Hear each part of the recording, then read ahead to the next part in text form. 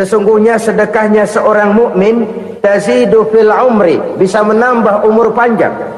Wa tadfa'u mitata su'i, dan menyelamatkan manusia dari mati secara su'ul khatimah. Jadi siapa yang kepengen panjang umur, banyaklah sedekah. Yang bosan hidup, pelit terus.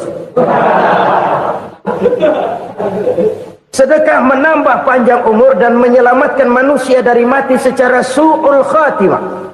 Pak, katanya umur itu nggak bisa ditambah, nggak bisa dikurangin.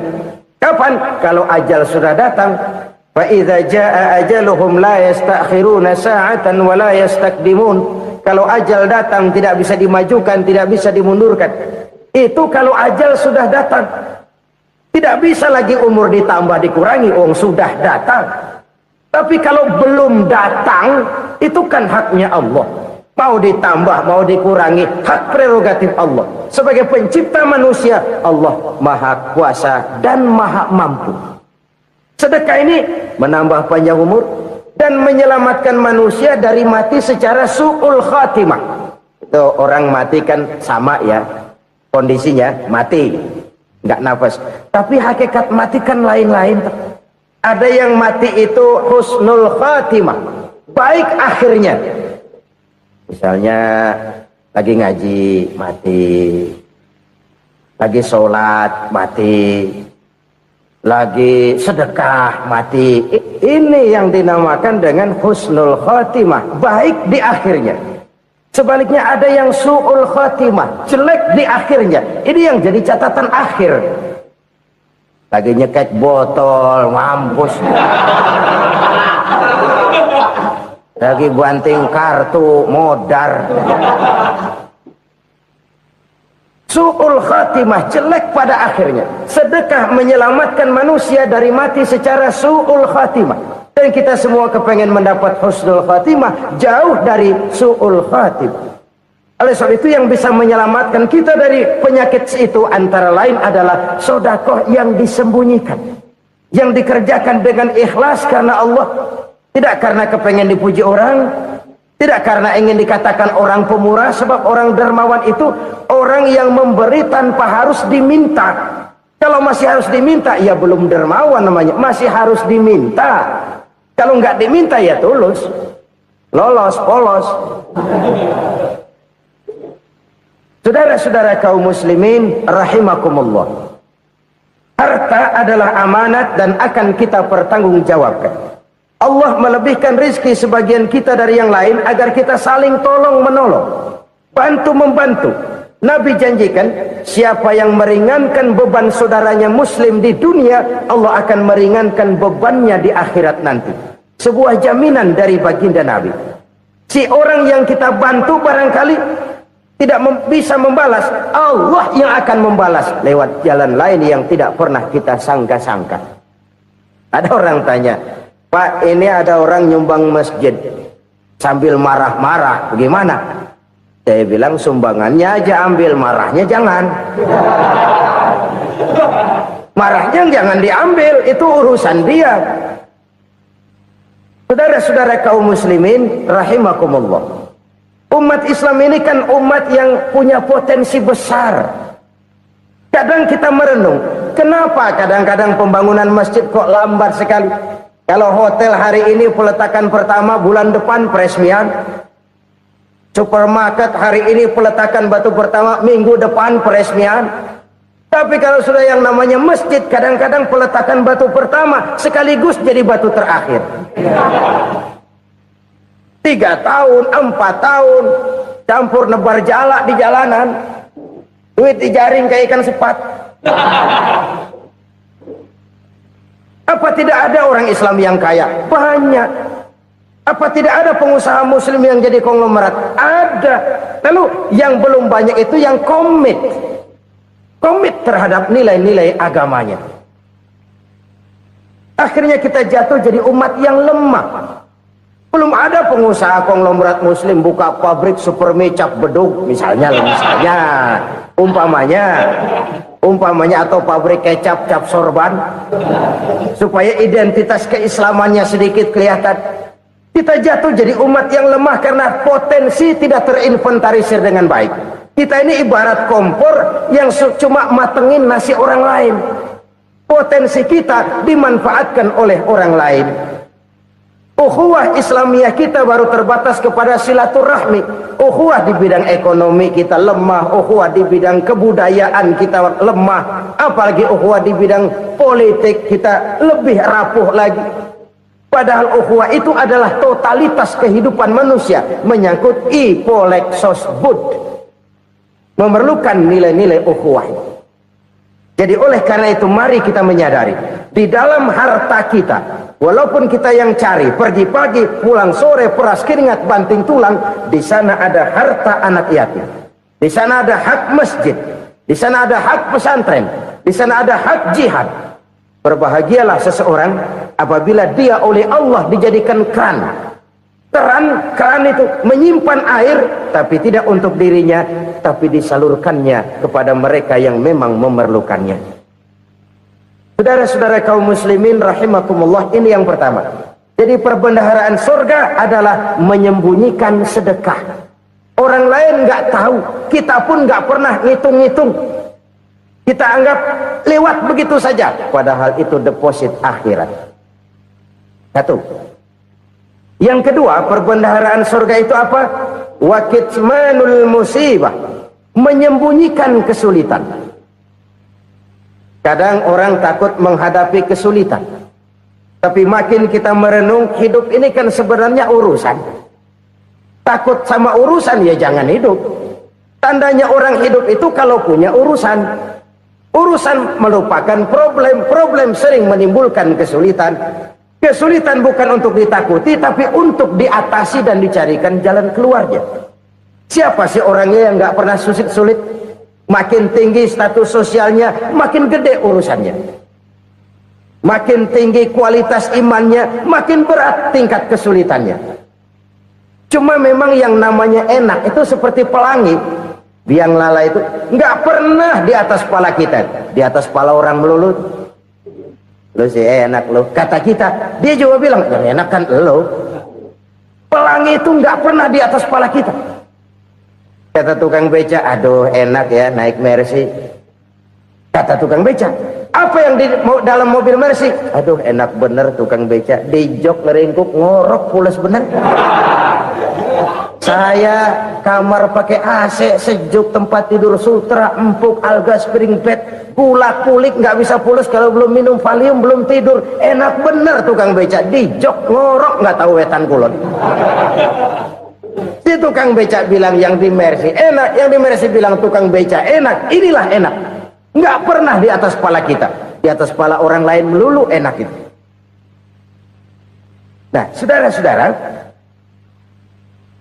yang merupakan perbendaharaan surga itu orang yang bisa menyembunyikan kesulitan, baik pribadi ataupun rumah tangga. Nih terutama rumah tangga yang jadi soalnya. Kadang-kadang kita ini kalau senang, sebaliknya kalau senang kita diam, kalem aja, cuek. Banyak banget duit kita bawaan, diam aja udah, malah ketemu orang takut. Tapi begitu susah sekampung tahu. Padahal Nabi mengajarkan perbendaharaan surga itu menyembunyikan musibah, menyembunyikan kesulitan. Kalau enak, cerita sama orang-orang. Kalau nggak enak, rasain sendiri, tekan sendiri, atasin sendiri. Kita kan sebaliknya. Senang kita diam, asal lagi susah, paling tidak kita nyari teman buat cerita kesusahan. Siapa orangnya yang nggak pernah susah? Cuma soalnya bagaimana kita mengatasi kesusahan itu sendiri. Begitu juga misalnya kalau orang sudah berumah tangga, itu orang tuanya harus menjadi tempat dia cerita yang enak-enak saja. Yang nggak enak rasain berdua, selesaikan berdua, atasin berdua. Jangan dibalik. Asal senang diam, giliran susah saja. Maknya laporan. Terbalik. Bisa menjaga security informasi. Maka nama bayam keluar diam, malah seluitan. Enak amat lo makan daging ayam. Security informasi. Saudara-saudara kaum muslimin rahimakumullah, Ujian yang terberat itu yang pernah diberikan kepada para nabi, para rasul, para aulia, para ulama. Makin tinggi keimanan, makin berat bentuk kesulitan. Ayo saya kemukakan satu contoh saja. Ada seorang nabi yang kaya, nabi kaya, namanya Nabi Ayub. Iblis kalau orang begini kan keki, ibadahnya rajin, kaya. Nih yang kayak begini susah digodain. Kalau ibadahnya rajin, miskin, kali bisa disogok. Sini imannya mantap, ibadahnya rajin, kaya, nabi lagi. Oh, tapi namanya iblis, nggak kurang akal. Laporan, Tuhan, kenapa Les? Ya ini bahasa saya, bahasa Qurannya sih nggak gitu. Itu hambamu yang namanya Ayub, dia rajin ibadah cuma karena dikasih kaya aja. Coba kasih miskin dia, berhenti dia sembahyang. Ah, kamu bisa aja. Saya tahu Ayub itu hambaku yang ikhlas. Saya buktiin Tuhan, silahkan. Dibuktiinlah, iblis turun ke alamin. Yang mula-mula dia lakukan, dia rusak sawah ladang Nabi Ayub. Dia binasakan binatang ternak Nabi Ayub. Sehingga dalam waktu singkat, jatuhlah Nabi Ayub dari orang paling kaya jadi orang paling miskin. Beliau masih ibadah di mihrab dalam masjid. Datang iblis. Saudara Ayub, ya, lagi ngapain? Ibadah. Nyembah Allah, nyembah Allah. Oh, percuma. Kenapa? Tuhan yang ente sembah nih, dia udah bikin miskin ente. Sawah ladang ente hancur lebur, binatang ternak binasa. Sekarang ente jadi orang paling miskin. Ngapain nyembah Tuhan kayak begitu? Tekor. Udah berhenti dah ibadah, berhenti ibadah. Ini iblis sama Tuhan laporannya lain, yang dikerjakan kepada Nabi Ayub juga lain. Benar begitu iblis, kata Nabi Ayub. Iya, sawah ladang saya habis, buras. Binatang ternak saya binasa, binasa. Saya miskin, bangpak. Apa jawab Nabi Ayub? Bukan innalillahi, ini hebat. Alhamdulillahillazi a'tani wa akhadha minni. Segala puji bagi Allah yang telah memberikan harta kepada saya dan sekarang mengambilnya lagi. Alhamdulillah. Allah yang ngasih, Allah yang ambil. Itu mah urusan Allah. Iblis cuman ibadah jalan terus, sujud lagi Nabi Ayub. Iblis seleher gondok banget. Dasar Nabi nggak mempan dia apa-apain. Miskin malah alhamdulillah. Allah yang ngasih, Allah yang ambil. Jadi kalau kita tidak komit, kita tidak terikat kepada kaya, miskin, senang, susah, apa yang bisa bikin kita susah? Jadikan kekayaan, kemiskinan, jadikan senang, susah sebagai anak buah yang bisa kita atur. Jangan kekayaan ngatur kita, jangan kemiskinan ngatur kita. Kita yang harus mengatur mereka. Senang, susah, kaya, miskin, bahagia, sengsara, jadikan itu anak buah yang bisa kita atur. Kalau sekarang kita kaya, lain saat boleh jadi kita miskin, semiskin-miskinnya. Allah yang ngasih, Allah yang ambil. Tenaga mana yang bisa menghalangi? Ibadah jalan terus. Iblis makin gondok. Dasar Nabi loh. Akhirnya apa? Nabi Ayub dikerjain, diberikan penyakit. Demikian fatal penyakitnya. Bayangin, udah miskin sakit. Masya Allah. Miskin sakit. Sakitnya nggak lama, kira-kira 16 tahun. Istrinya 3, 2 mental minta ceraiin. Ngerawatin laki bengek begini. Senang belum tentu, susah udah pasti nih. Cerai aja, cerai dah. Cerai. Tinggal satu Siti Rahmah yang setia menemani beliau. Sesetia-setianya hati perempuan. Satu saat Siti Rahmah bilang, "Bang, iya, abang kan Nabi, Bang. Lalu, namanya Nabi kan doanya jarang meleset, Bang. Maksud kamu minta kenapa sih sama Tuhan biar abang sembuh, baik dah, Bang?" Siti Rahmah, iya. Saya sakit berapa tahun sih dah? 16 tahun, Bang. Sebelum ini saya sehat berapa tahun? Ya kira-kira 60 tahun bang. Nah coba ente banding-bandingin Rahmat. Saya dikasih sehat 60 tahun, dikasih sakit 16 tahun, sudah nggak sabar mau doa kepada Allah minta sembuh. Saya malu kepada Allah. Diuji dengan yang luar biasa seperti ini, tidak mengganggu stabilitas kehambaannya. Dia tetap menghamba kepada Allah Subhanahu wa ta'ala. Saudara-saudara kaum muslimin rahimakumullah, kunci menghadapi kesulitan itu apa? Allah jelaskan dalam satu ayat, wa basyiris sabirin alladzina iza asabathum musibah qalu inna lillahi wa inna ilaihi raji'un. Gembirakan orang-orang yang sabar. Siapa mereka itu? Yang apabila mendapat musibah mereka kembali kepada keyakinan dasar, segalanya dari Allah dan segalanya akan kembali kepada Allah. Ini konsepsi dasar dari sikap muslim dalam menghadapi berbagai kesulitan. Segalanya dari Allah, segalanya akan kembali kepada Allah. Kalau ini sudah kondisi dasarnya, maka kita akan lapang menghadapi kenyataan bagaimanapun pahitnya.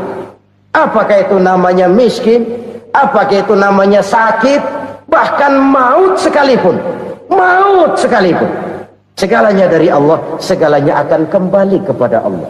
Ini sikap hidup, bukan sekedar ucapan. Kita kadang-kadang menjadikannya sebagai ucapan, mulutnya sehingga berhenti innalillahi wa inna ilaihi raji'un, tapi nangisnya terus gerung-gerungan. Bukan itu, ini kesadaran moral. Kalau segalanya dari Allah, segalanya kembali kepada Allah, kan sebenarnya cuma nunggu giliran. Hari ini saya nyembayangin dia, entah hari apa saya disembayangin orang. Hari ini saya antar dia ke kubur, entah hari apa orang nganterin saya ke kubur. Hari ini saya tahlilkan dia, entah nanti kapan orang tahlilkan saya. Segalanya dari Allah, segalanya akan kembali juga kepada Allah. Oleh sebab itu saudara-saudara, kesulitan bukan untuk ditakuti. Kesulitan justru untuk diatasi, dicarikan jalan keluarnya. Dan tidak ada orang yang tidak pernah mendapat kesulitan. Tidak ada. Semakin tinggi status sosial, semakin tinggi kualitas keimanan, semakin besar juga tingkat kesulitan. Hanya saja bagaimana cara kita mengatasinya. Dan Al-Quran menyatakan, inna ma'al usri yusra. Di balik kesulitan itu pasti ada kemudahan. Roda itu berputar. Karena itu Rasulullah sallallahu alaihi wasallam mengingatkan kepada kita, ta'arraf ilallahi firraha ya'rifka fisyiddah. Ingatlah kepada Allah di waktu kamu senang, supaya Allah ingat kepada kamu di waktu kamu susah.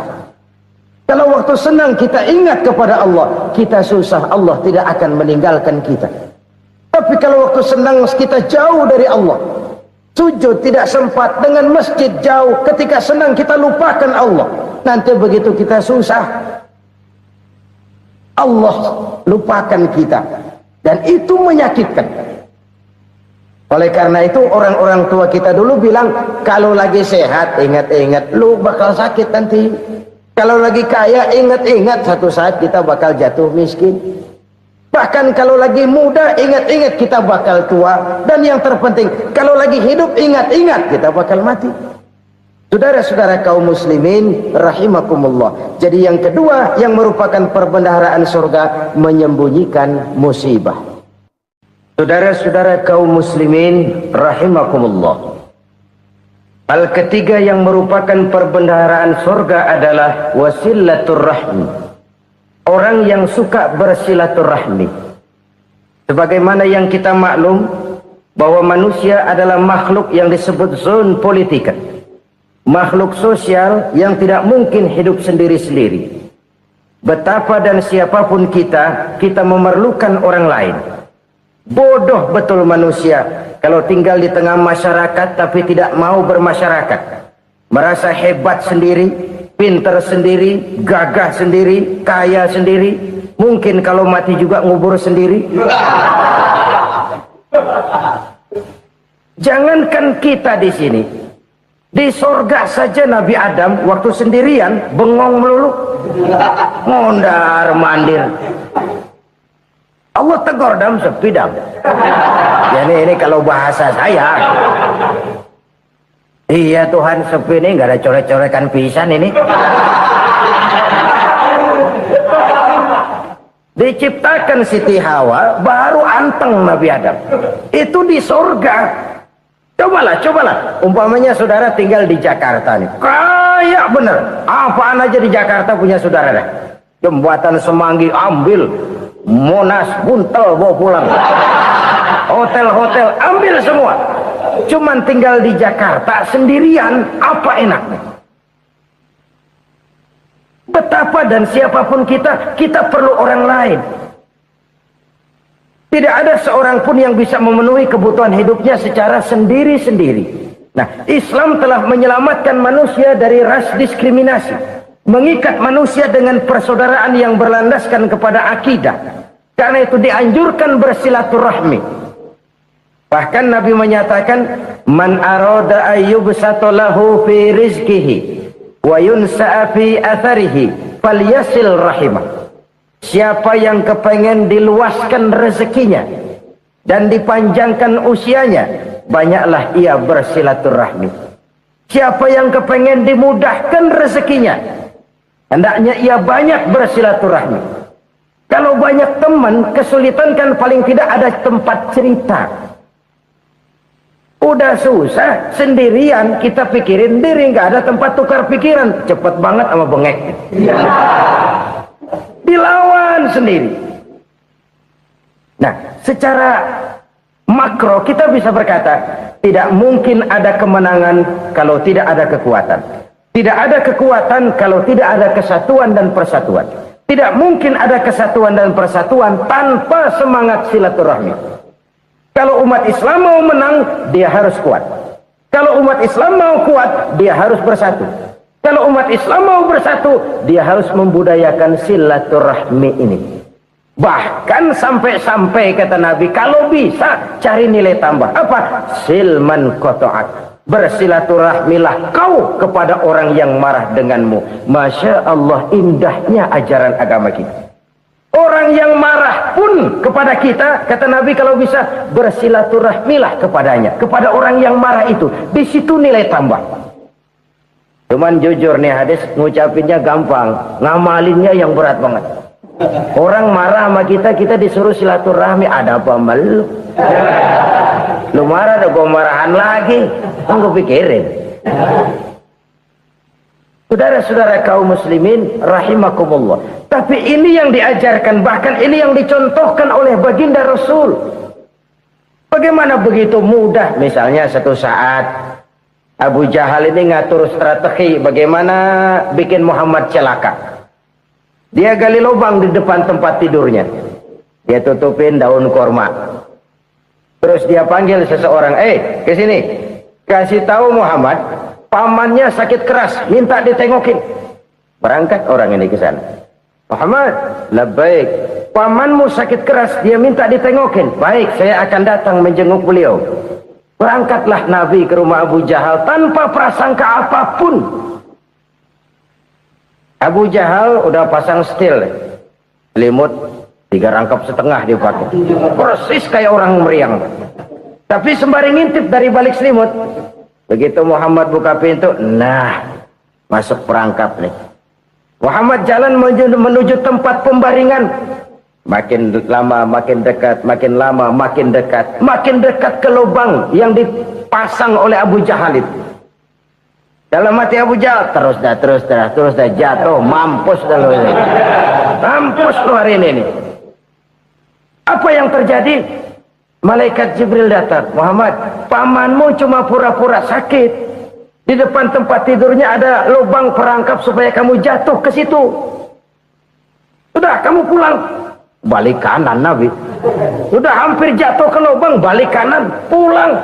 Bayangin kecewanya Abu Jahal. Muhammad dikit lagi. Enggak paman, saya pulang aja. Emosi, bangun dari tempat tidur, enggak sadar kalau lagi pura-pura sakit. Lompat ngejar Nabi, dia lupa dengan lubang yang dia gali. Pusrak, nyemplung sendiri ke dalam lubang.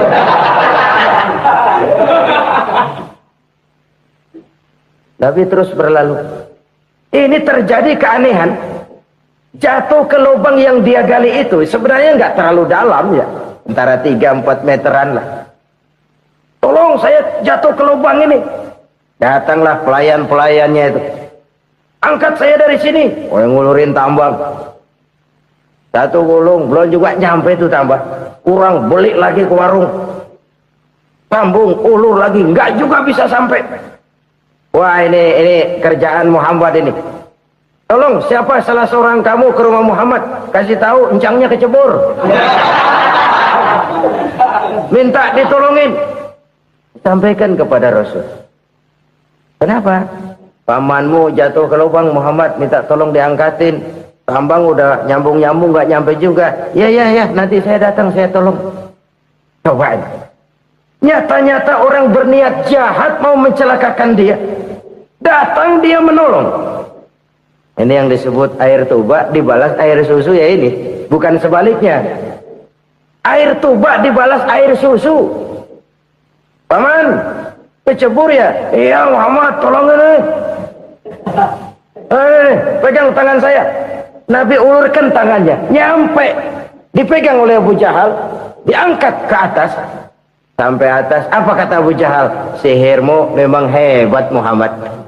Udah ditolongin dikata sihir, yang enak kita kemplang kan itu orang begitu. Urusan apa? Tapi inilah akhlak.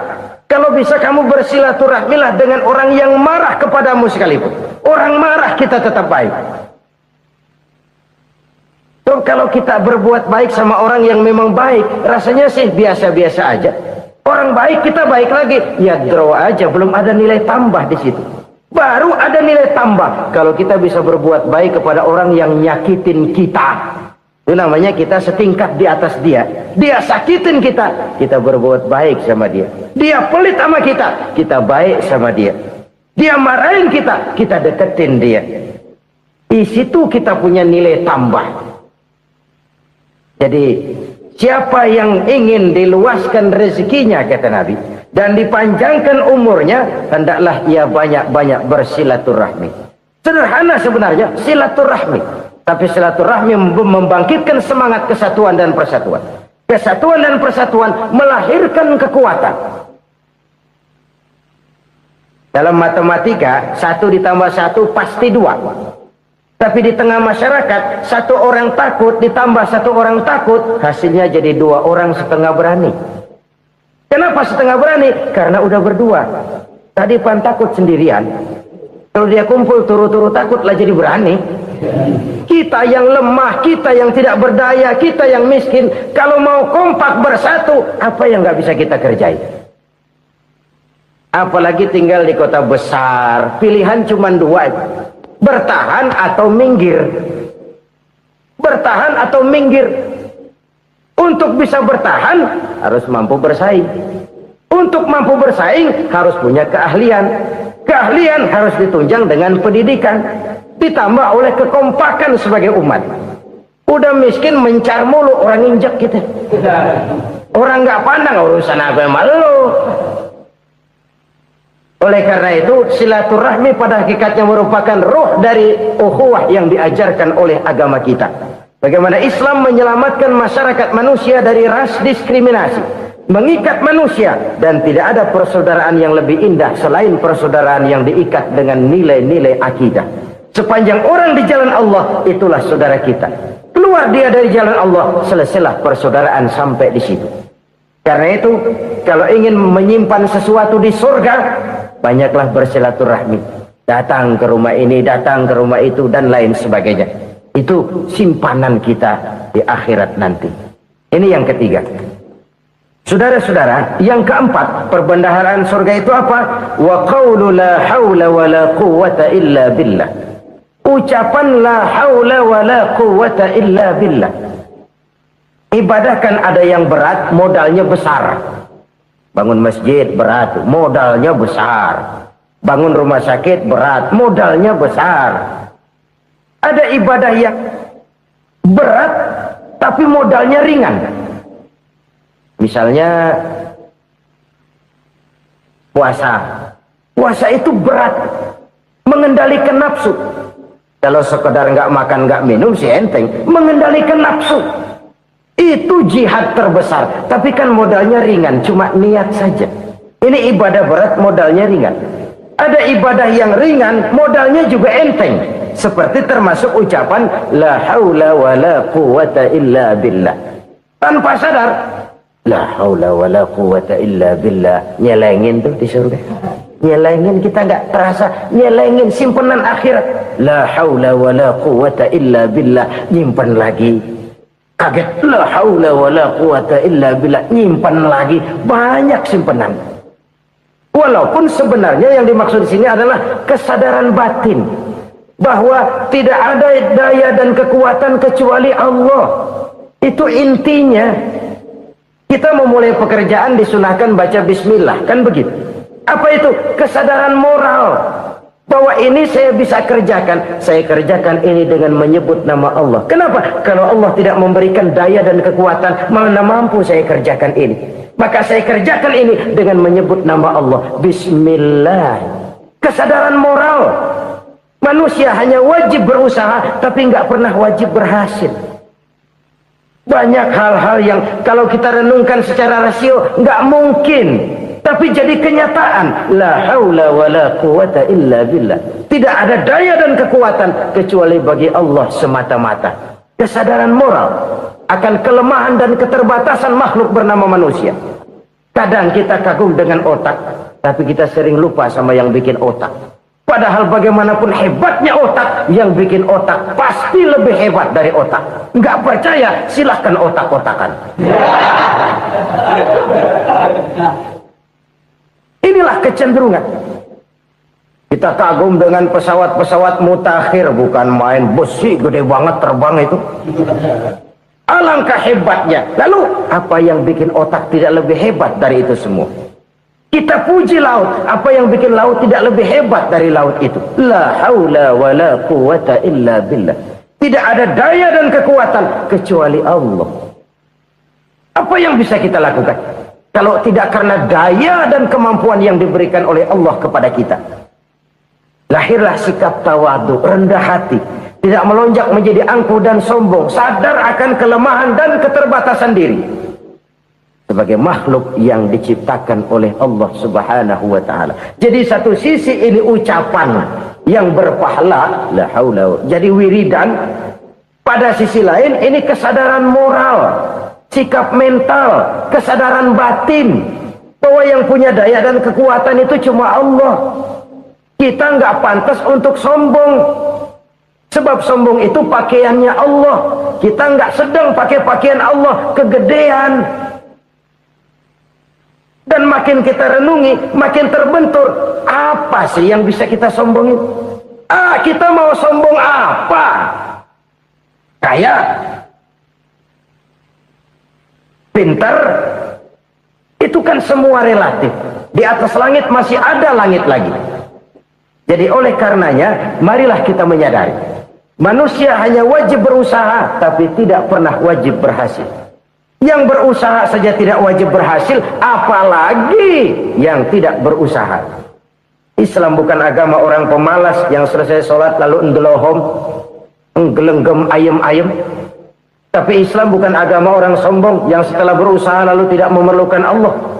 Kita bisa saja bikin proyeksi, tahun sekian kita bakal panen besar menurut perhitungan otak. Tapi ada kejadian lain. Apa? Tikus ngambek. Habis itu dimakanin tikus, panen gagal. Proyeksi rasional gagal oleh tikus-tikus yang ngambek itu. Bisa saja terjadi. Tahun depan kita panen besar, urung. Kenapa? Musim panas panjang.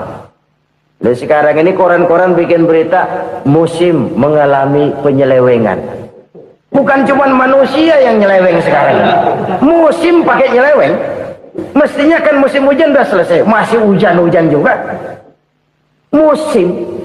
Nah sekarang kita boleh bikin proyeksi, kita bakal panen besar. Tahu-tahu musim panas panjang, sawah retak, air kering. Cari teknokrat yang paling botak, suruh pendekin tuh musim panas. La haula wa la quwata illa billah. Inilah kesadaran moral. Saudara, saya teringat satu saat ada seorang konglomerat. Umurnya ya kira-kira 70-an. Satu saat dia ditanya oleh wartawan, "Pak, umur Bapak berapa sih?" "Ya paling 10 tahun." 10 tahun? 10 tahun? Anak Bapak berapa orang? Satu. Satu saja? Satu. Harta Bapak berapa? Ya paling-paling bangsa 7 juta kali. 7 juta? Iya. Pak, kenapa Bapak bohongi saya? Bapak punya buku biografi. Koran-koran, majalah-majalah banyak memuat cerita riwayat hidup Bapak. Saya tahu umur Bapak 70. Kenapa bilang cuma 7 tahun? Saya tahu anak Bapak 8. Kenapa cuma bilang 1? Saya tahu harta Bapak miliaran, mungkin triliunan. Pabrik di mana-mana, bank di mana-mana. Kenapa bilang uang Bapak cuma 7 juta? Nah, kata si konglomerat tadi, "Kamu benar, Nak, kamu benar.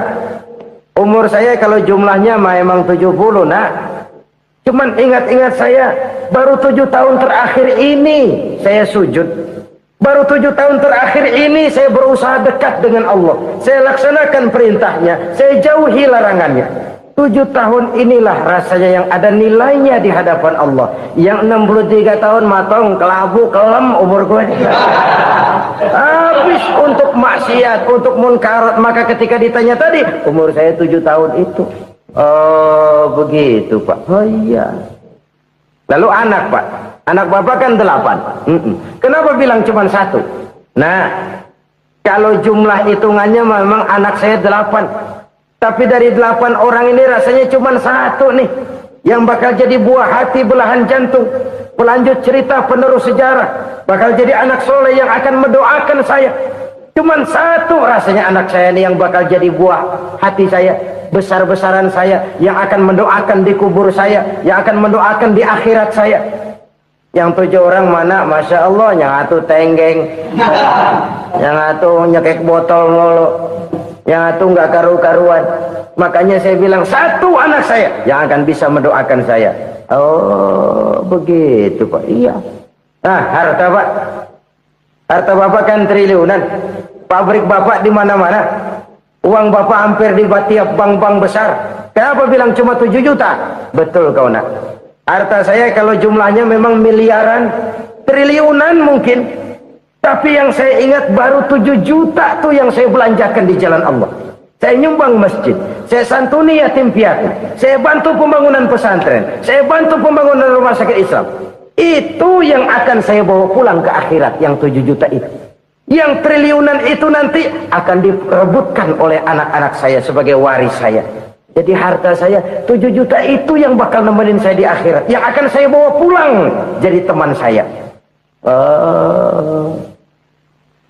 Saudara-saudara kaum muslimin, jangan-jangan orang tua itu adalah kita-kita ini. Jangan-jangan kita-kita ini adalah orang tua itu. Jangan-jangan itu potret dari diri kita masing-masing.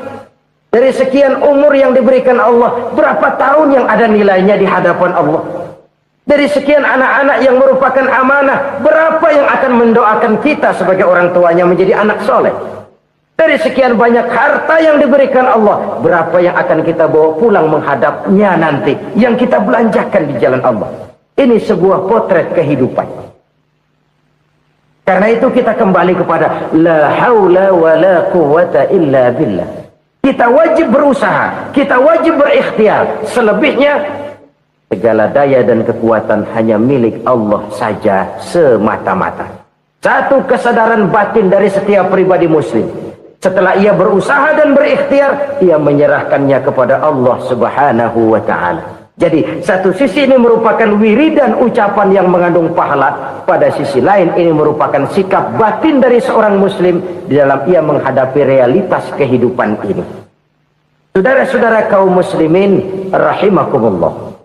Kalau ini kita jadikan satu basis kehidupan, maka ini akan menyelamatkan manusia dari kemungkinan tergelincir menjadi orang yang lupa diri dan lupa darat. Sebab itu Imamul Ghazali berpesan, jadidis safinah fa innal bahra amiq wa khuziz zad fa inna safara ba'id wa khaffifil hamla fa innal hamla sadid. Perbarui selalu kapalmu karena lautan sangat dalam. Bawa bekal yang banyak karena perjalanan ini sangat jauh. Ringankan beban karena kebanyakan beban akan menyakitkan. Alangkah indah kalimat ini, alangkah dalam makna yang terkandung di sana. Perbarui selalu kapalmu karena lautan sangat dalam. Apa artinya ini? Jaga mentalmu baik-baik. Pelihara imanmu baik-baik karena hidup penuh cobaan seperti lautan. Kita kalau berlayar di lautan kan kadang-kadang tenang, angin bertiup sepoi-sepoi basah. Jika malam datang, bintang gemintang bertabur menghias cakrawala. Rembulan memantulkan sinarnya dengan indah. Dalam keadaan begitu berlayar enak. Tapi lain saat ombak menggunung, halilintar menyambar, angin topan bertiup. Berapa banyak sudah saudara-saudara kita yang tenggelam di lautan dunia tanpa sadar bahwa dia belum sampai kepada pantai yang akan dituju. Berapa banyak sudah saudara-saudara kita yang tenggelam di lautan dunia ini tanpa sempat bangkit lagi. Dia menyangka sudah sampai kepada tujuannya. Hati-hati kapal jangan sampai bocor karena lautan sangat dalam. Iman ini jaga baik-baik karena hidup penuh dengan ujian. Wa khuzizat fa inna safara ba'id. Bawa bekal yang banyak karena perjalanan sangat jauh. Saudara mau ke Bandung, bawa duit. Saudara mau ke Surabaya, banyakkan lagi duitnya. Saudara mau ke Mekah, gepokan, iketan tuh duit nggak lembaran lagi. Makin jauh perjalanan, makin banyak bekal yang harus kita bawa. Kalau saudara dari Jakarta mau ke Surabaya, kagak bawa duit berangkat juga, itu sih bukan berani namanya, nekat. Sampai Surabaya belum tentu, sengsara di jalan udah pasti. Kenapa? Nggak bawa bekal berangkat. Sama juga kita nih, misalnya belum sempat sembahyang, mati. Waduh, berani banget orang. Belum punya bekal, mati. Sengsara di jalan. Atau bekal tidak cukup. Dari Jakarta saudara mau ke Surabaya, bawa duit 500 perak. Paling jauh Cikampek nyampenya itu. Paling jauh itu. Antara jauhnya perjalanan dengan bekal yang saudara bawa tidak seimbang. Hidup ini perjalanan panjang. A walking tour. Dimulai dari alam arwah. Sebelum jasad diciptakan, roh diciptakan lebih dulu. Dari situ pindah ke alam rahim. Dari alam rahim pindah ke alam dunia. Dari alam dunia pindah ke alam barzah. Baru menuju akhirat. Satu perjalanan panjang. Kalau bekal tidak bawa, sengsara di jalan. Bawa bekal yang banyak karena perjalanan ini sangat jauh. Wa khaffifil hamla, ringankan beban karena beban itu cuma akan menyulitkan. Kalau bekal itu sih keperluan, tapi beban nggak kita perluin, cuma ngeberat-beratin. Apa ini beban? Dosa, kecurangan, kebatilan, kesoliman, ketidakadilan, kesewenang-wenangan. Itu akan jadi beban kita di akhirat. Alangkah celakanya, perjalanan panjang, bekal tidak bawa, beban kelewat banyak, alamat sengsara di jalan. Pahala tidak ada, dosa berlipat ganda. Na'udzubillah, summa na'udzubillah. Kalau kita rangkum nasihat Al-Ghazali dengan kisah si konglomerat tadi, kita akan mengambil kesimpulan. Pertama, bekal terbaik dalam menghadapi gejolak kehidupan ini tidak lain adalah iman. Yang kedua, pahala dan dosa. Dua hal kontroversial. Pahala adalah bekal, dosa adalah beban. Tapi kita sekarang kan tidak begitu terangsang kepada yang abstrak. Orang berlomba mencari yang konkret-konkret saja. Yang real. Kalau emang dosa, benjol dong. Kira-kira begitu. Kira-kira begitu. Persis orang Yahudi dulu. Orang Yahudi itu kan pernah minta kepada Nabi Musa. Ya Musa, lan nu'mina laka hatta narallaha jahrah. Musa, kami nggak bakal mau beriman kepada Allah kalau belum kami lihat Allah ada nongkrong di depan kami. Kalau memang Tuhan ada, taruh dong di depan kami. Mau yang konkret-konkret saja. Kalau memang dosa, benjol dong. Kalau emang pahala, berasa dong. Orang terangsang kepada yang real, yang konkret-konkret saja. Saya mau cerita, ada orang super kaya. Namanya Aristotle Onesius, Raja Tanker Yunani. Dia punya kapal tanker saja konon sampai 11 banyaknya. Punya perusahaan penerbangan yang disebut Olympic Airlines.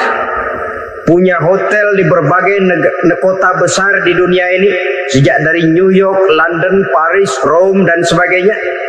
Bahkan punya pulau yang dia namakan Pulau Scorpio. Ini kan namanya sudah kaya nggak tanggung-tanggung, punya pulau. Nah, dia punya 2 orang anak, yang satu laki-laki namanya Alexander, yang satu perempuan namanya Maria Onesius. Seluruh harapannya tertumpah kepada anak lakinya Alexander ini, yang akan meneruskan usahanya, meneruskan kekayaannya, meneruskan dinastinya. Apa yang terjadi? Ternyata anak yang dia harapkan yang bernama Alexander ini mati muda dalam kecelakaan pada waktu dia olahraga. Apa olahraganya? Namanya olahraga anak orang kaya, golongan jet set. Olahraganya olahraga pesawat terbang. Jatuh, ya nggak kaput, habis mati. Tinggal satu anak perempuannya, Maria Onesius. Tapi anak perempuan ini juga malah urakan. Terakhir dia pacaran, bahkan kemudian kawin sama orang Rusia. Rupanya Aristotle Onesius ini broken.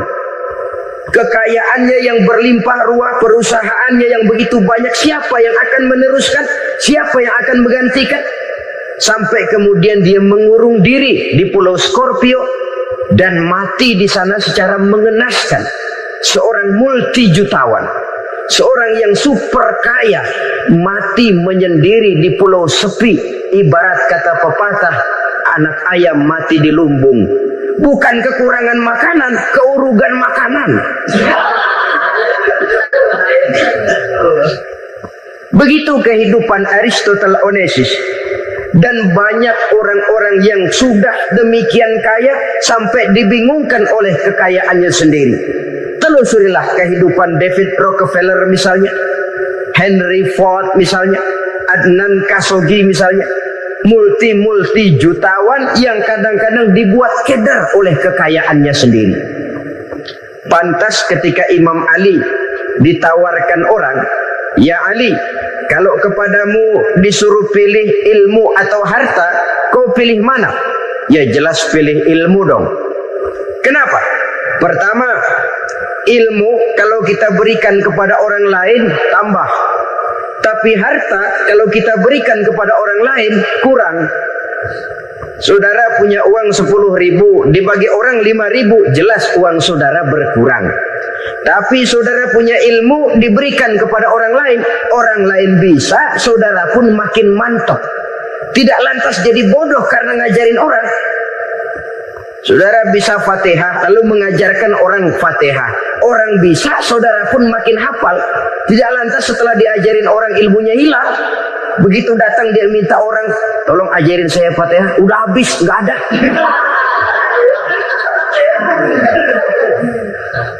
Yang kedua kata Imam Ali, ilmu menjaga kita. Kalau harta, kita yang harus jaga. Makin banyak ilmu, makin terpelihara diri seharusnya. Tetapi makin banyak harta, makin bingung kita jaganya. Sampai kadang-kadang kalau perlu seluruh keliling rumah dipasangi alarm. Belum cukup disewakan anjing besar-besar, pasang di depan pintu, awas anjing galak. Masih belum cukup juga, cari centeng tukang-tukang kepruk jaga rumah. Masih terasa belum aman, padahal rumahnya dikelilingi tembok besar. Di balik tembok ada pintu-pintunya tebal. Di balik pintu itu terbuka masuk kamar, kamar pun ada pintunya pun kuat. Masuk ke dalam kamar ada lemari, lemarinya pun pintunya kuat, dikunci-kuncinya pun kuat. Tapi terhadap seluruhnya yang timbul cuma sekedar was-was saja. Kesimpulannya sekali lagi, tanpa harta orang memang sulit untuk bahagia. Tapi harta semata-mata tidak merupakan jaminan orang akan bahagia. Dengan hati yang luas, itu modal utama untuk mencapai kebahagiaan hidup. Orang yang hatinya luas, saudara-saudara, punya hati yang lapang, melihat kenyataan hidup ini, dia bersyukur senantiasa kepada Allah. Lantas tidak timbul hasud dan iri hatinya. Oleh karena itu, jiwanya selalu lapang. Kalau tidak, cupik hati namanya. Dangkal pandangan, tidak senang melihat orang lain dapat nikmat, dan itu sering dijadikan contoh. Kalau orang yang lapang dada, dia lihat tetangganya beli TV baru, dia berkata, alhamdulillah ya, tetangga kita beli TV, mudah-mudahan kita bisa ikut nonton. Lapang dadanya. Tapi orang yang sempit hati, lihat tetangga beli televisi, meriang. Enggak diapa-apain, meriang. Besoknya dengar tetangga beli motor, makin sakit, ke rumah sakit. Lalu di rumah sakit dengar tetangganya beli mobil, mati. Disiksa oleh perasaannya sendiri. Orang kalau hati sudah sempit dalam hidup, kemanapun dia pergi, sempit rasanya medan kehidupannya. Kemudian kita melihat juga ada orang yang menilai bahwa bahagia itu katanya kalau punya kedudukan yang tinggi, pangkat yang agung, wibawa yang besar. Mungkin betul, tapi mungkin juga tidak. Bergantung kepada hati orang yang punya pangkat itu. Sama dengan harta tadi. Harta akan membawa bahagia kalau dia jatuh ke tangan orang yang berhati lapang. Tapi harta akan jadi bencana kalau jatuh ke tangan hati orang yang sempit. Pangkat akan membawa bahaya kalau jatuh di tangan hati orang yang sempit. Lebih dari itu, kenyataan mengajarkan kepada kita bahwa ternyata pangkat dan jabatan tidak selamanya memberikan kebahagiaan dalam kehidupan. Bahkan resikonya kelewat besar. Beberapa bukti kita bisa ambil dari para pemimpin dunia yang menjadi korban lantaran pangkat dan jabatan yang disandangnya. Saudara ingat Presiden Abraham Lincoln dan John Kennedy dari Amerika dibunuh orang. Park Chung-hee dari Korea Selatan, Ziaur Rahman dari Bangladesh, Anwar Sadat dari Mesir, terakhir Indira Gandhi dari India, menjadi korban dari pangkat dan jabatan yang disandangnya dari orang-orang yang tidak senang dia memegang jabatan itu. Dia akan mudah mengundang bencana. Sehingga pantas kalau seorang presiden terkemuka Amerika, Harry Truman namanya, dia mengatakan jabatan presiden itu, kata dia, seperti orang nunggang macan, naik macan. Harus kita taiki, kalau enggak dia bakal nerekam kita, ngeri katanya. Adapun orang yang hatinya lapang, kalau dia menerima pangkat dan jabatan, dianggapnya itu satu kesempatan untuk berbuat baik. Tapi orang yang berhati sempit, menerima pangkat dan jabatan, bukan kadang-kadang menerima, malah berusaha setengah mati mencapai dengan segala cara. Kalau perlu jilat atas, jilat atas. Jadi golongan sumuhun dawu. Jadi kelompok kulon nuwun, yes sir, yang kerjanya cuma oke bos.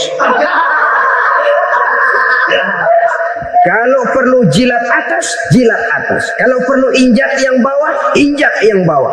Perlu sikut kiri kanan, sikut kiri kanan. Yang penting pangkat dapat, jabatan dapat. Orang yang semacam ini, kalau sudah mempunyai pangkat dan jabatan, biasanya dia tidak menganggap itu sebagai amanah, tidak menganggap sebagai kesempatan berbuat baik, tapi malah kesempatan untuk memperturutkan hawa nafsunya yang dilatar belakangi oleh kesempitan hatinya tadi. Apalagi kalau orang memperoleh pangkat karena banyak mengeluarkan uang. Seakan-akan pangkat dan jabatan itu sekarang macam proyek, pakai tender. Siapa yang berani bayar segini, naik. Nggak berani, minggir. Padahal logikanya, kalau orang mencapai satu jabatan karena banyak mengeluarkan uang, hampir bisa dipastikan bahwa setelah jabatan itu dia pegang, langkah pertama yang akan dilakukannya ialah berusaha bagaimana uang yang dia keluarkan supaya kembali. Ya paling kurang pulang modal dulu dong. Soal mikirin rakyat, soal nanti, tapi ini modal harus pulang. Itu celakanya kalau orang memperoleh pangkat dan jabatan cuma karena banyak mengeluarkan uang. Jarang orang yang mempunyai keyakinan dan pandangan bahwa pangkat dan jabatan merupakan amanah. Jadi sekali lagi, pangkat dan jabatan mungkin saja membawa kebahagiaan kalau jatuh ke tangan orang yang berhati lapang. Tapi bisa jadi bencana kalau dia jatuh ke tangan orang yang mempunyai hati yang sempit. Dan lagi-lagi stresnya hati yang lapang.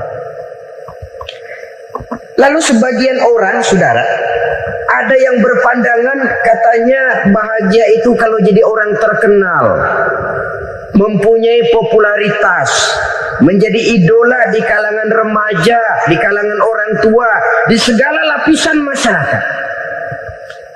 Padahal makin populer orang makin terikat dia. Ya kalau macam kita ini kan nggak punya nama, nggak populer, tengah malam buta mau nongkrong di warung Tegal aman.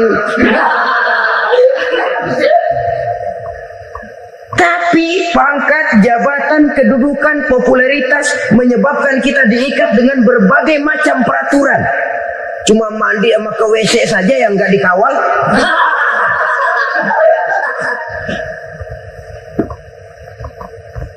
Benarkah popularitas, ketenaran membawa kebahagiaan? Mungkin, ya, tapi mungkin juga tidak. Kenapa? Banyak orang-orang populer yang mengakhiri hidupnya secara tragis. Kita ambil beberapa nama. Di Amerika tahun 60-an ada bintang seksi paling terkenal yang dijuluki seks bom. Bom seksi. Sampai sekarang jadi legenda, namanya Marilyn Monroe. Singkatan dobelnya itu inisialnya MM, Marilyn Monroe.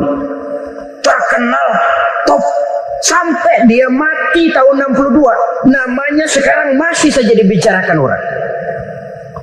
Kenapa dia bunuh diri? Tidak punya hartakah dia? Banyak. Kurang populerkah dia? Seluruh dunia mengenalnya. Sejak rakyat kecil sampai pejabat tinggi dia punya hubungan. Kenapa? Jenuh. Dia terlahir dalam keadaan yatim. Setelah itu tidak lama dia berangkat remaja, ibunya meninggal. Pindah dari wanita asuh ke wanita asuh sampai 12 orang ibu angkatnya. Dan kekecewaan yang paling parah, setiap laki-laki yang dekat dengannya hanya seperti kapal berlabuh. Datang dan pergi silih berganti. Padahal dia merindukan seseorang yang bisa melindungi hidupnya. Dia rindukan itu dan dia tidak pernah menemukan. Itu yang akhirnya menyebabkan dia minum pil tidur kelewat dosis. Minum obat tidur kebanyakan. Ya tidur terus sampai sekarang.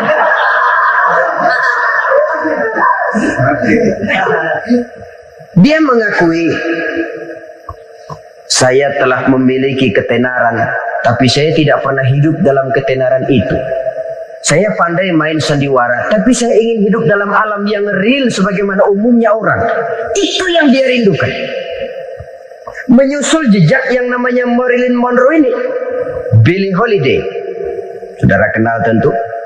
Di rumah sakit dirawat. Dia juga minum obat overdosis, mati lagi. Jimi Hendrix minum obat tidur overdosis kelewat batas, mati lagi. Lalu yang menghanyutkan diri di danau, Janis Joplin dan Brian Jones. Ini orang-orang populer, orang-orang terkemuka yang mengakhiri hidup secara tragis. Bukan karena tidak terkenal, mungkin karena sudah saking terkenalnya. Contoh paling belakangan, Bruce Lee. Wah, ini tukang-tukang keprok tentu kenal siapa dia. Sampai sekarang pun tabir kematiannya masih merupakan misteri. Dan yang masih hidup juga menunjukkan gejala yang aneh. Michael Jackson, rumahnya di Beverly Hills itu dijaga sedemikian rupa, dan dia selalu curiga kepada setiap makanan harus steril, bersih dari segala macam kimia. Kemana dia pergi, itu tukang-tukang keprok sudah selalu menjaga dan mengawal, dan dia seakan takut menunjukkan mukanya yang asli. Hingga kalau tampil ke tengah di luar show, dia kadang memakai pakaian yang tidak menunjukkan dia yang sebenarnya, takut dikenali orang. Ternyata popularitas sering jadi momok yang meracuni kehidupan manusia.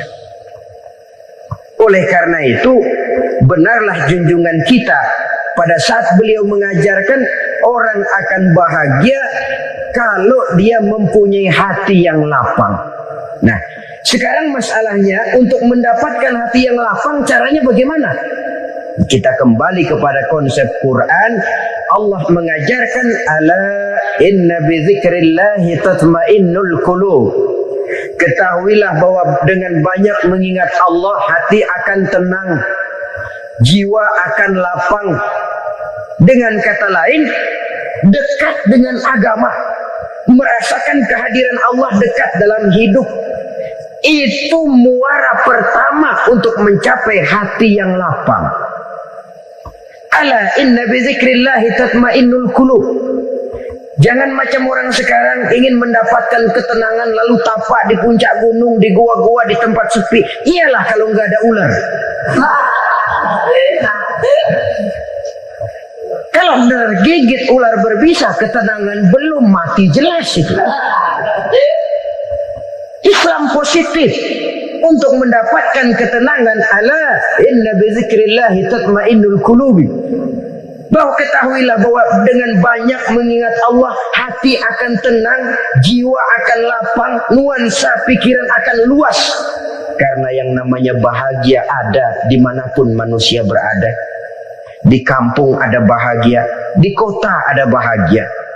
Di ngarai, di lembah, di gunung, di hutan, di lautan, di angkasa luar. Dimanapun bahagia itu ada kalau kita bermodalkan hati yang lapang ini. Dan hati akan lapang kalau kita dekat dengan agama. Dekat dengan harta buat sementara hati mungkin tenang, tapi ketenangan yang relatif dan temporer. Apalagi orang tiap kali tambah harta, tiap kali tambah rencana. Itu wajar. Mungkin sebelumnya saudara berpikir, kalau punya duit 5.000 enak nih. Begitu punya duit 5.000, aduh sayang kalau 10.000 aja. Tiap kali tambah harta, tiap kali lain rencana. Makin banyak rencana, makin menjauhkan kita dari yang namanya ketenangan. Padahal ketenangan merupakan unsur utama untuk mencapai bahagia. Dan ketenangan itu bermuara dalam hati manusia. Tengoklah kehidupan ini. Orang yang banyak harta dengan orang miskin, berbedakah rasa sakit yang mereka tanggungkan? Rasanya tidak. Walaupun si kaya tidur di kasur empuk berselimutkan sutra mahal, sementara si miskin meringkuk di balai bambu yang keras dan kasar. Apabila maut datang, dia juga tidak pernah pilih bulu. Maut datang menjemput si kaya di singgasana keemasannya, dikelilingi oleh para pengasuh, dayang dan idang serta para pengawal. Dan maupun datang menjemput si miskin papa sehingga ia tergelepar di tepian jalan. Kedua-duanya bernama mati. Kalau nyata bahwa sakit yang ditanggung si kaya tidak beda dengan sakit yang ditanggung si miskin, bukan harta semata yang membuat orang bahagia. Hati yang tenang, jiwa yang lapang penuh kedamaian. Karena banyak berzikir dan mengingat Allah, itu merupakan modal utama untuk mencapai sesuatu yang bernama bahagia.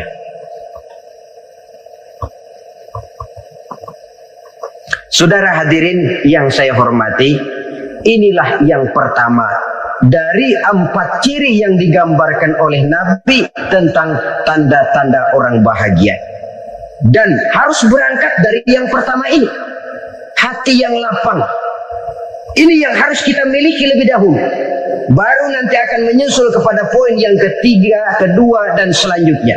Sebab kalau hati sudah terisi dengan jiwa yang lapang, seluruh persoalan insya Allah akan bisa kita atasi dengan sebagaimana mestinya. Yang kedua sekarang, tanda orang bahagia menurut baginda Nabi, markabun syariah. Orang bahagia itu, kata beliau, punya kendaraan biar cepat asal lancar.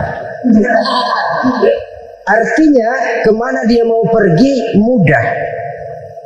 Apa maksud hadis ini? Kalau kita kaji lebih dalam, kendaraan itu kan alat transportasi. Transportasi tidak lain adalah usaha memudahkan komunikasi. Pindah dari situ kepada teori bahwa manusia adalah zon political, makhluk bermasyarakat yang tidak bisa memenuhi kebutuhan hidupnya secara sendirian. Kita memerlukan keberadaan orang lain dalam kehidupan ini. Untuk memakai baju saja kita sudah perlukan petani yang tanam kapas, pabrik yang memintal kapas jadi benang, pabrik yang menenun benang jadi kain, sampai kepada mesin jahit, sampai kepada tukang jahit. Itu cuma untuk memakai pakaian saja. Tidak seorang pun di antara kita yang sanggup memenuhi kebutuhan hidupnya secara sendiri. Kita perlu orang lain. Maka kebebasan dalam arti mutlak, kebebasan tanpa batas, itu tidak mungkin ada dalam kehidupan. Karena kita mengadakan yang disebut interaksi sosial. Setiap kegiatan kita tentu melibatkan orang lain.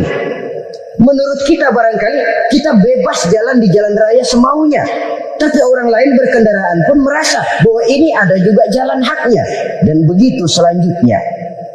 Oleh karena itu, maksud dari kendaraan yang cepat ini adalah khulata'uhu ma'as solihin. Lingkungan pergaulannya terdiri dari orang-orang soleh. Pergaulannya luas. Kemana dia pergi ada temannya. Kesulitannya ada tempat dia cerita. Dan kesulitan kalau sudah diceritakan kepada orang lain, taruh kata orang itu tidak bisa menolong, namun menceritakannya kepada orang yang kita percayai, kan paling kurang sudah mengurangi beban jiwa, mengurangi tanggungan batin, merasa masih ada tempat kita cerita. Maka lebih baik orang awam yang mau bergaul ketimbang orang setengah alim tapi ngunci pintu. Sebab nantinya akan timbul sikap picik, cupik pandangan, dan tidak luas menghadapi kenyataan dalam kehidupan ini. Namun yang harus kita garis bawahi, pergaulan memang mesti luas. Namun jangan sekali-kali lupa bahwa pergaulan sangat besar pengaruhnya dalam ikut membentuk kepribadian manusia. Sehari-hari bisa kita bilang, kalau kita dekat sama tukang minyak wangi, sekalipun nggak dibagi minyaknya, baunya tentu dapat. Betul?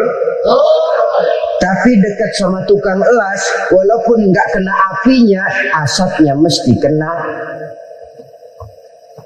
Kalau Syauqi mengatakan lebih jelas lagi, man asyaral asrafa asa musyarrafan wa muasyiral anzali ghairu musyarrafin.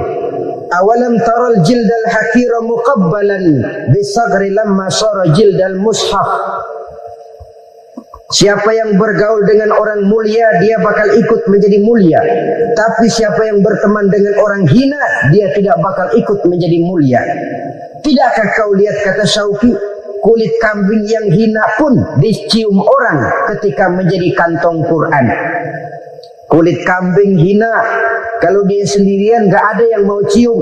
Tapi begitu dia bergaul dengan Quran, menjadi kantong Quran, dipakein minyak wangi, ditaruh di tempat yang tinggi, mau diambil dicium dulu, dibawa dengan penuh hormat dan hati-hati.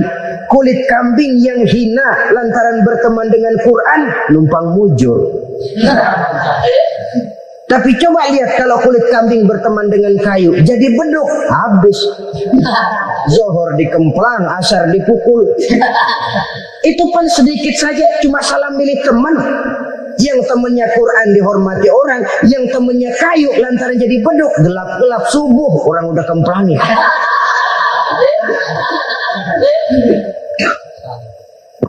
Maka terutama kepada adik-adik remaja yang masih mencari identitas diri, yang ibarat kaset masih kaset kosong, mudah diisi oleh apapun, pandai-pandailah memilih teman dalam bergaul. Karena banyak orang yang tadinya baik-baik, ketika terseret dalam pergaulan dengan orang yang tidak baik, kebaikannya menjadi lentur dan luntur. Tapi berapa banyak bajingan-bajingan tengik, orang-orang yang berlumur noda dan dosa, tiap hari melakukan maksiat, namun bergaul dengan orang yang baik-baik, pada akhirnya sedikit demi sedikit beringsut dan berangsur dia terbiasa mengikuti kebaikan-kebaikan. Saya tekankan ini kepada remaja karena mereka masih mencari identitas diri. Apa yang mereka lihat mereka mau, apa yang mereka dengar mereka ingin tahu. Coba lihat kehidupan remaja. Pulang nonton film Rambo, pengen jadi Rambo, gagah, maunya belekai melulu. Pulang nonton film Superman, pengen bisa terbang. Pulang nonton India, nyanyi melulu. Wajar, mereka masih mencari identitas diri. Saya ini sebenarnya siapa? Lingkungan, pergaulan akan membentuk itu. Karena itu pandai-pandailah bergaul karena ia sangat besar pengaruhnya dalam ikut membentuk kepribadian manusia.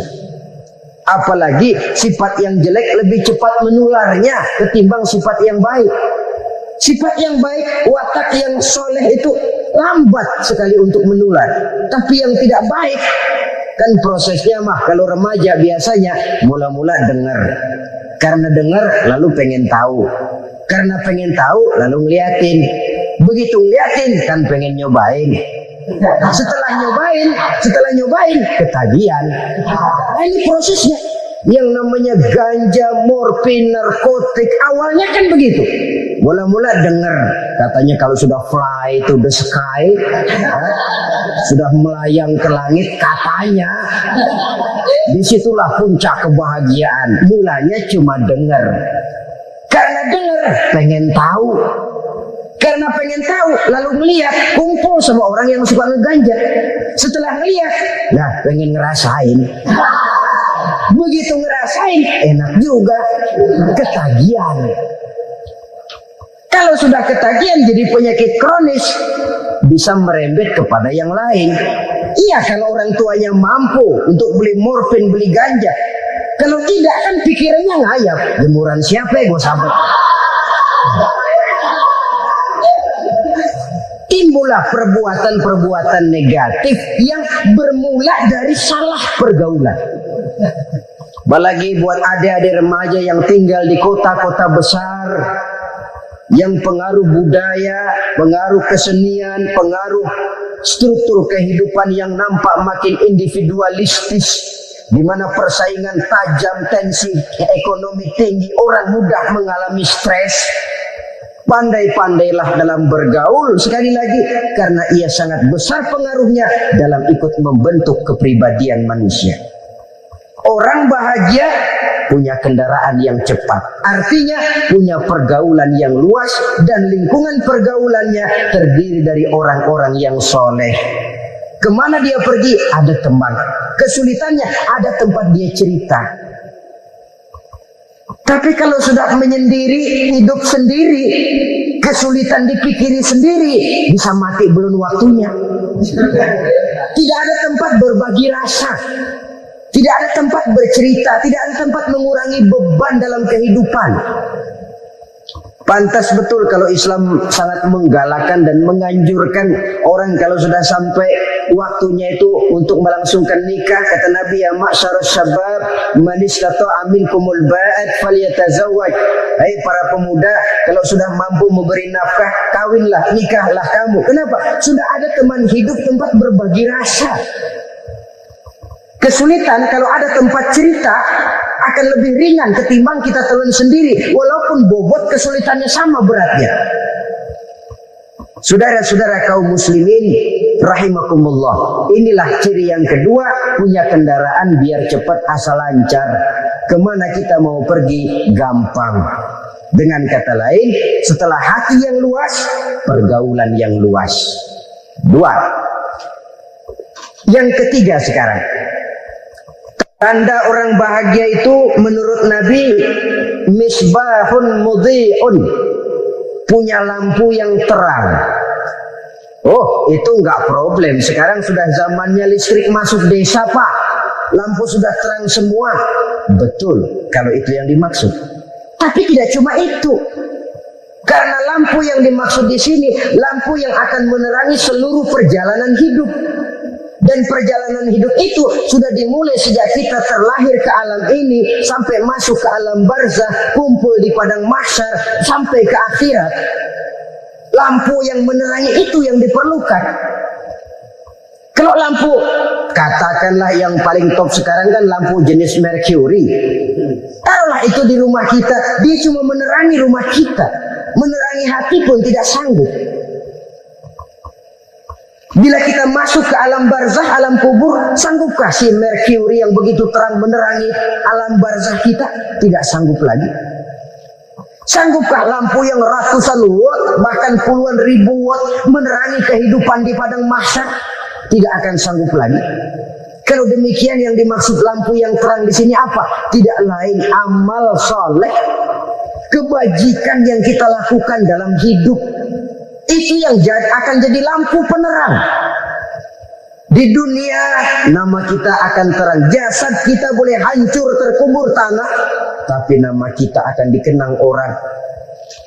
Begitulah kalau orang meninggalkan kebajikan dalam hidup seperti sekarang. Ribuan orang tiap saat berziarah ke kubur Imam Syafi'i, ke kubur Imam Malik, ke kubur Imam Ghazali, ke kubur orang yang baik-baik, orang yang soleh-soleh. Kebajikannya yang ditinggalkan, yang mengukir namanya dengan tinta emas. Sehingga saudara sudah terbaring di alam kubur, orang lewat, Allah ini kuburannya Fulan bin Fulan dulu, ini kebaikannya Masya Allah, saya ikut merasakan. Mari kita mampir sebentar, kita Fatihah. Mohon disampaikan Allah pahalanya kepada almarhum. Al-Fatihah. Itu kalau orang baik-baik. Lalu saudara tanya, Pak, orang mati dikirimin Fatihah apa nyampe pahalanya? Saya jawab, kalau saudara nggak percaya, mati dulu dah. Nanti saya Fatihain, tungguin di sana. Umpama nggak sampai, balik lagi kemari. Sekarang ini kan maunya otak-otakan saja. Kalau nggak masuk otak, nggak percaya. Padahal alam gaib itu nggak bisa diotak-otakin. Sama saja dengan saudara pernah dengar cerita kapal Tampu Mas tenggelam kan? Pernah nggak? Di mana? Nah, di laut Masalembo. Begitu ke Tampu Mas tenggelam, ratusan penumpang itu terjun ke laut, dipermainkan gelombang, berjuang menghadapi maut itu.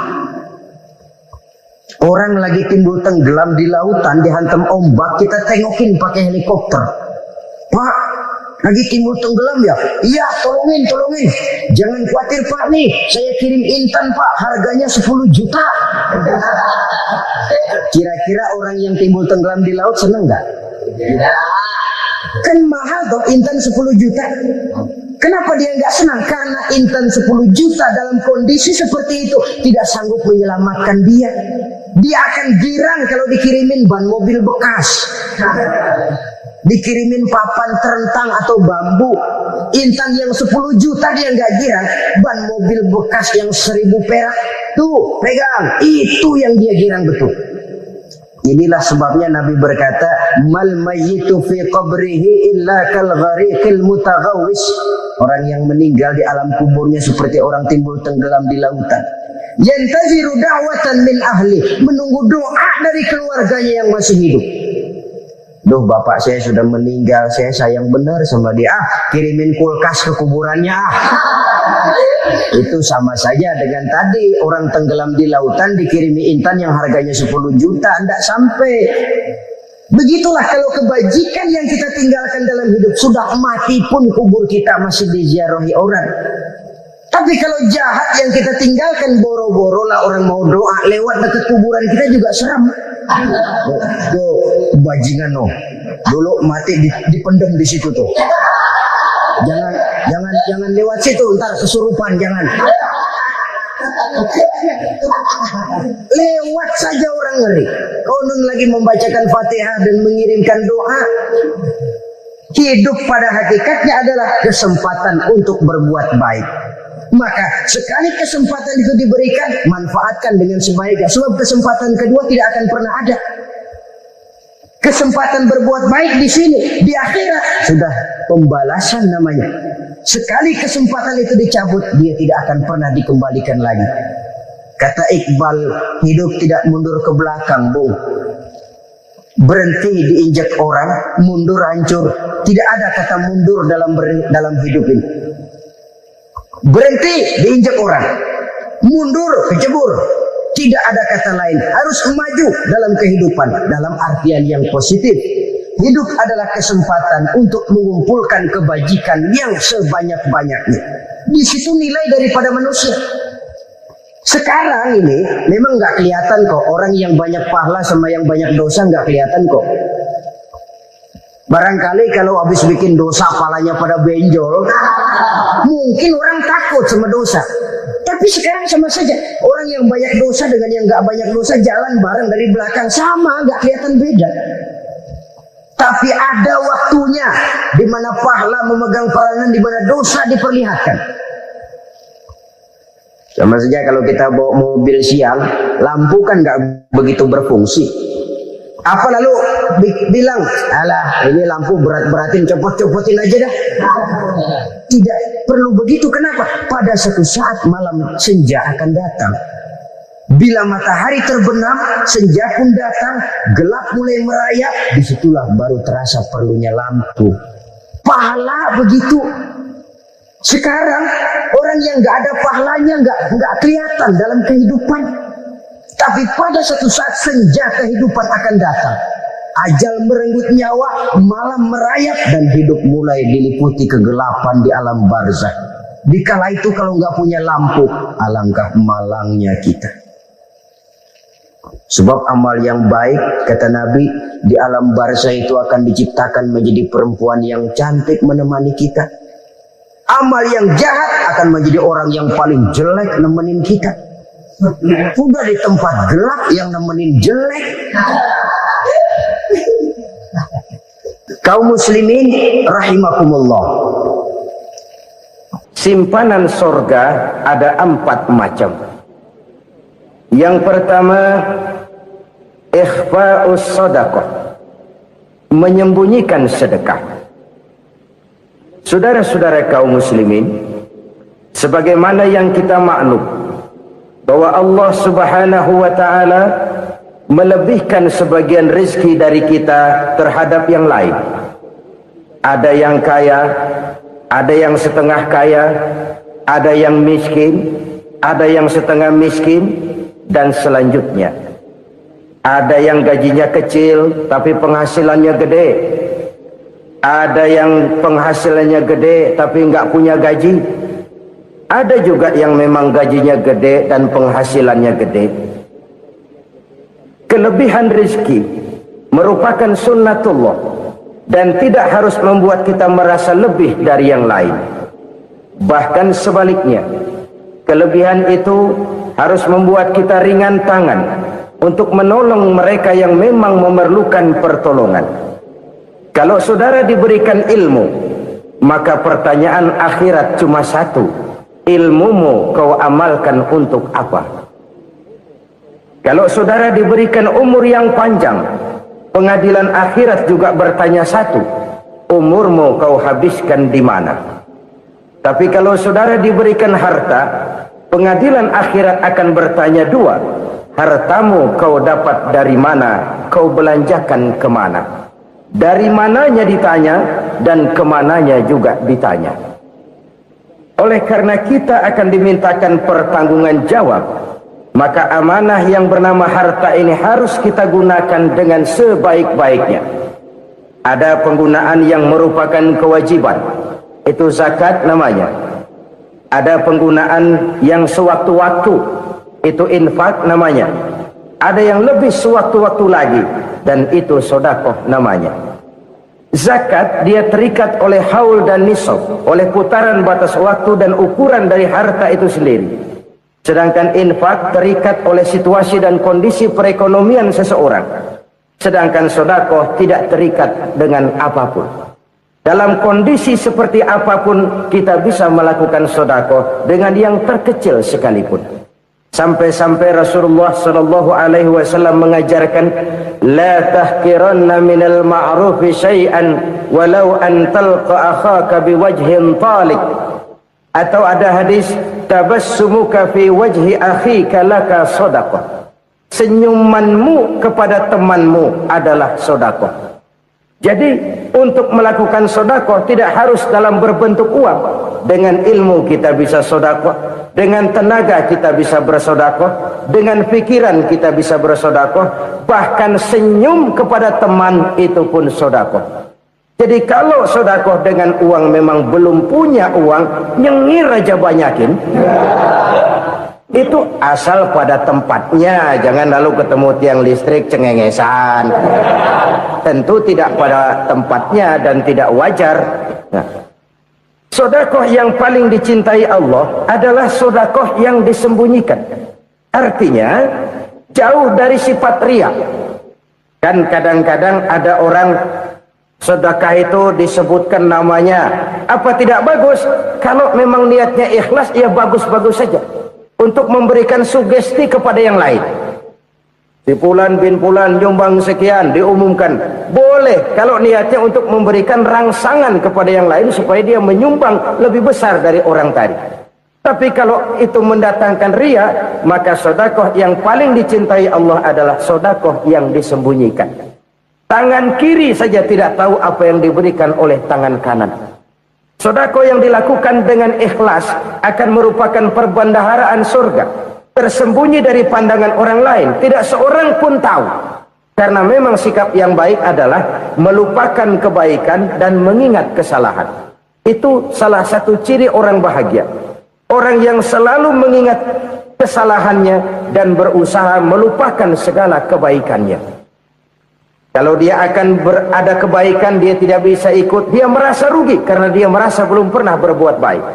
Tapi kalau akan melakukan kesalahan baru, dia ingat kesalahan yang sudah-sudah, sehingga terhalang baginya untuk melakukan satu kesalahan baru.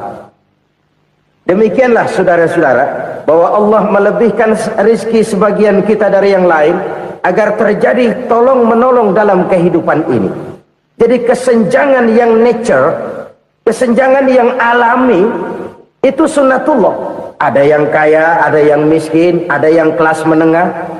Nah, kenapa lalu sekarang kita berusaha mengentaskan kemiskinan? Oleh karena adanya kesenjangan struktural. Kalau yang kaya bisa semakin kaya, kenapa yang miskin tidak bisa naik jadi ikut sedikit kaya? Sebab pada dasarnya Islam adalah agama yang sejak turunnya sudah berupaya memerangi kemiskinan. Bahkan dikatakan kemiskinan itu mendekatkan kepada kekufuran. Orang kalau miskin udah dekat banget sama kafir. Gampang menjadi kafir. Berapa banyak saudara-saudara kita yang oleh karena soal perut, oleh karena soal materi, terpaksa meninggalkan dan menanggalkan akidahnya. Menjual petunjuk yang diberikan Allah dengan kesenangan dunia yang cuma sebentar ini. Na'udzubillah, thumma na'udzubillah. Jadi makin kita sembunyikan satu sedekah, semakin banyak perbendaharaan kita di surga. Sedekah yang paling dicintai Allah adalah sedekah yang disembunyikan.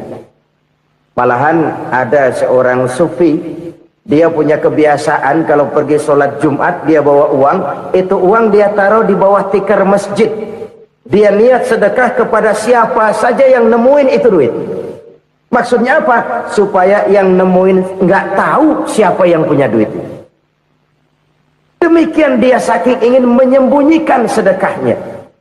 Karena sifat riya itu bisa memakan amal kita sendiri.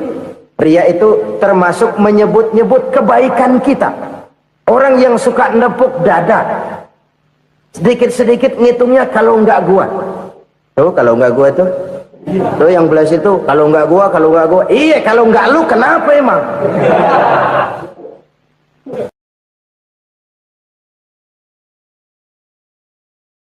Tolong menolong dalam kehidupan ini.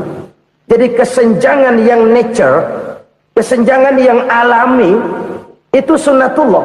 Ada yang kaya, ada yang miskin, ada yang kelas menengah.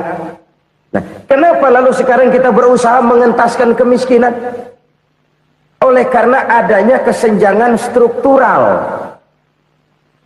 Kalau yang kaya bisa semakin kaya, kenapa yang miskin tidak bisa naik jadi ikut sedikit kaya? Sebab pada dasarnya Islam adalah agama yang sejak turunnya sudah berupaya memerangi kemiskinan. Bahkan dikatakan kemiskinan itu mendekatkan kepada kekufuran. Orang kalau miskin udah dekat banget sama kafir.